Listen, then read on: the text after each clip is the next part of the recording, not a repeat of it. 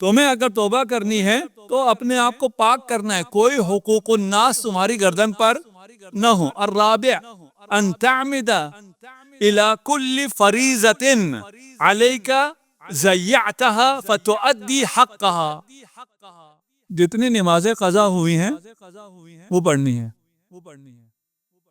توبہ کر رہے ہو، استغفار کر رہے ہو، نمازیں قضا کرنی ہے۔ نہیں مولانا اب تو مجھ سے کھڑا نہیں ہوا جاتا۔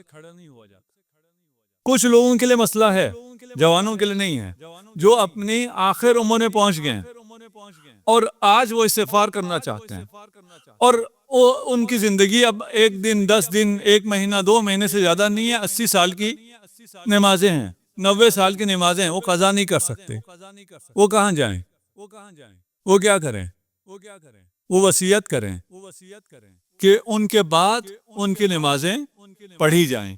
ویسی بڑے بیٹے پہ واجب ہے، لیکن جس باپ نے اپنی 80 سال کی نماز نہ پڑھی ہو، اس کا بڑا بیٹا اپنی نماز نہیں پڑھے گا، باپ کی کیا پڑھے گا؟ ہے یا نہیں؟ اس کے بڑے بیٹے پہ واجب ہے، اور بعض لوگ اپنی وصیت میں لکھ جاتے ہیں میرے اتنے سال کی نماز قضا ہے، میرا بڑا بیٹا پڑھے۔ وہ پڑھتا ہے؟ نہیں پڑھتا۔ راستہ کیا ہے؟ یہ صرف مکتب اہل بیت میں ہے۔ ہمارا فخر ہے، ہمارا افتخار ہے کہ ہمارے لیے آسانیاں ہیں۔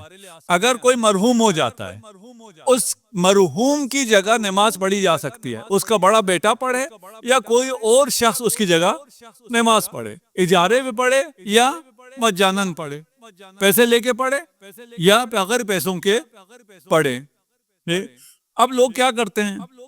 لوگ یہ کرتے ہیں کہ وصیت کر جاتے ہیں کہ میرے اتنے سال کی نماز پڑھوانا۔ اس کے پیسے کتنے بندے ہیں؟ فرض کر لیجئے 5 لاکھ روپے ہے، اس کے ورثہ یہ پیسے نکالتے ہیں؟ راستہ پھر بھی ہے نہیں ہے۔ اپنی زندگی میں وہ پیسہ الگ کر لو، کسی امین شخص کو، کسی امین ادارے کو دے دو کہ میرے بعد یہ میری نمازیں پڑھوا دینا۔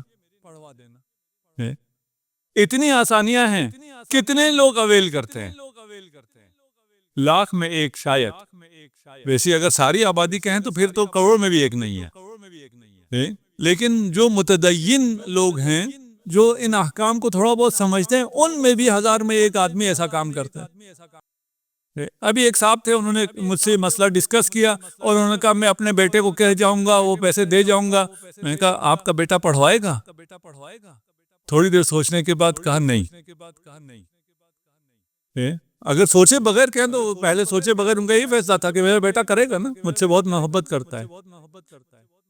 تمام اپنے فرائض ادا کرنی ہے، تو میں صرف ان سے جو ابھی آخری اوور کھیل رہے ہیں ان کے لے کہا ہے۔ جو ابھی اوپنرز ہیں، جو جوان ہیں، وہ تو اپنی نمازیں قضا نہ کریں، جو قضا ہو گئی خود اس کو ادا کریں، تب توبہ ہوگا، وإلا توبہ نہیں ہوگا۔ الخامس، یہ اس سے بھی سخت ہو گیا ہے، ان تعمد الى اللحم الذي نبت على السحت، وہ گوشت جو حرام کی کمائی سے ہوا ہے، اس بدن پہ جو گوشت ہے جس کو میں نے معصیت کے ذریعے پیدا کیا ہے، میرے جو بدن پہ ہے، اس کو اتنا غم اٹھاؤ کہ یہ گوشت ختم ہو جائے۔ حتی یلصق الجلد بالعظم، یہ کھال آپ کی ہڈی سے چپک جائے۔ استغفار یہ ہے، اگر حرام کھایا، رشوت کھائی ہے، انشاءاللہ یہاں کوئی بھی نہیں ہے، لیکن مرحلہ سن لے، اور جو گھروں میں سن رہے ہیں ان میں سے شاید کوئی ہو، اگر استغفار کرنا ہے تو پھر اس گوشت کو ختم کرنا ہے، یہ ہڈی، یہ جلد اس ہڈی سے لگ جائے، اس کے بعد پھر آپ کا استغفار قبول ہے۔ بشر حافی آپ نے سنا ہے، بشر حافی کی مثال آپ نے سنی ہے۔ اس کے بہت امیر تھا، اس کے گھر میں گانا بجانا چلتا تھا، تو امام وہاں سے گزر رہے تھے، اس کی کنیز آئی باہر، تو اس امام نے پوچھا یہ تمہارا جو سیٹ ہے وہ عبد ہے یا حر ہے، غلام ہے یا آزاد ہے؟ میں نے کہا سیٹ ہے جی، میرا مالک ہے، وہ تو آزاد ہے۔ اگر آزاد نہ ہوتا تو ایسے کام نہ کرتا، اگر عبد ہوتا تو یہ گناہ نہ کرتا۔ جب بشر حافی کو جا کے اس کنیز نے بتایا اور وہ سمجھ گیا کہ کہنے والا امام ہے، اس نے جو استغفار کیا وہ استغفار یہ تھا کہ اپنا سب کچھ دے دیا، اور ایک پتھر کے پیچھے چھپا ہوا تھا، اور کسی اپنے دوست سے کہا کہ کوئی کپڑے کا ٹکڑا مجھے لا کے دو جس سے میں اپنے آپ کو ڈھانپ سکوں۔ السادس ان تذیق الجسم، یہ سب کے لیے ہے۔ علم الطاعہ، جسم کو اطاعت کی علم، دکھ، درد، اطاعت کا دکھ دو، اطاعت کا درد دو، اتنی عبادت کرو کہ تمہارے بدن کو اذیت ہو، تاکہ جو مزہ تم نے گناہ سے حاصل کیا تھا وہ جبران ہو سکے۔ استغفار استغفر اللہ کہنا نہیں ہے، استغفار کے 6 مراحل ہیں۔